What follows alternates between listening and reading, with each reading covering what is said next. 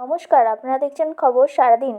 রাজ্য জুড়ে ফের ঠান্ডার রেকর্ড ভাঙতে চলেছে, সঙ্গে থাকবে ভয়াবহ সতর্কতা জারি। আগামী 24 ঘন্টায় রাজ্যের আবহাওয়ার বড়সড় পরিবর্তন ঘটবে। আগামী 24 ঘন্টায় পুরুলিয়া, বাঁকুড়া, বীরভূম জেলাতে তাপমাত্রা নামতে পারে 5 ডিগ্রি সেলসিয়াসের কমে। ফলে আবহাওয়া দপ্তর থেকে ভূমি তুষারপাতের সম্ভাবনার কথা জানিয়েছে।